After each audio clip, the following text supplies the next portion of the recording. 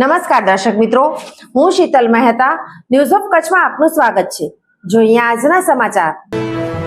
પશ્ચિમ ગુજરાત વીજ company limited Anjar વર્તુળ કચેરી અંજાર। ચાલો ઉર્જા સંરક્ષણ સાથે તમારા કાર્બન ફૂટપ્રિન્ટને ઘટાડીએ। ઉદ્યોગપતિઓ માટે, ગૃહિણીઓ માટે, ખેડૂતો માટે સ્ટાર રેટિંગવાળા પ્રમાણિત વીજળીના સાધનો વાપરો અને ઉર્જા કાર્યક્ષમતા વધારો। કળિયુગમાં કંઈ પણ થઈ શકે છે। 3 લાખ રૂપિયામાં પિતાએ જ 7 વર્ષની પુત્રીને વેચી નાખી। હિંમતનગરના એ ડિવિઝન પોલીસ સ્ટેશનમાં 7 વર્ષની સગીરાને 3 લાખ રૂપિયામાં વેચી દીધાની કોર્ટના આદેશ પછી ફરિયાદ નોંધાઈ હતી। એક પરિવાર પાસે વ્યાજના રૂપિયાની ઉઘરાણી કરી મારામારી પછી 2 શખ્સ સહિત એક મહિલાએ બળજબરીપૂર્વક 7 વર્ષની સગીરાને ઉઠાવી રાજસ્થાનમાં રૂપિયા 3 લાખમાં વેચી દીધી હતી। આ મામલે પોલીસે એક મહિલા સહિત 3 આરોપીઓની ધરપકડ કરી હતી, જેની પૂછપરછમાં ઘટસ્ફોટ થયો હતો કે વ્યાજના ચક્કરમાં ફસાયેલા પિતાએ જ પોતાની દીકરીને વેચી દીધી હતી।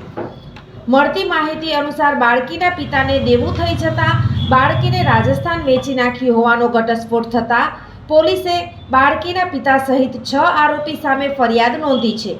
પિતાએ પોલીસને ગેરમાર્ગે દોરી હતી કે તેની દીકરીને વ્યાજખોરો ઉઠાવી ગયા હતા, પરંતુ પોલીસે તપાસ કરતા મામલો સામે આવ્યો કે તેના પિતાને દેવું થતાં દીકરીને 3 લાખ રૂપિયામાં વેચી નાખી હતી।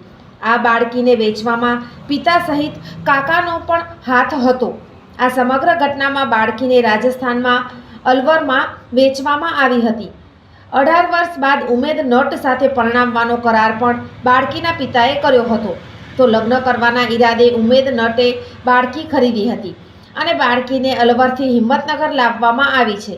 હાલમાં 4 આરોપીઓની પોલીસે ધરપકડ કરી છે અને 2 આરોપીઓ ફરાર છે તેની શોધખોળ હાથ ધરી છે।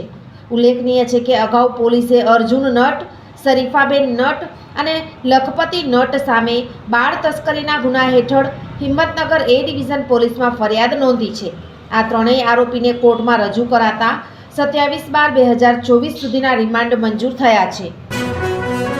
સોફ Kutch power by Opal electronics, LG best shop, Vijaynagar road Bhuj, Rambagh road Adipur. Power by KC jewellers, latest fashion ડિઝાઇનના ઓર્નામેન્ટ્સનો વિશ્વાસપાત્ર શોરૂમ, હોસ્પિટલ રોડ ભુજ।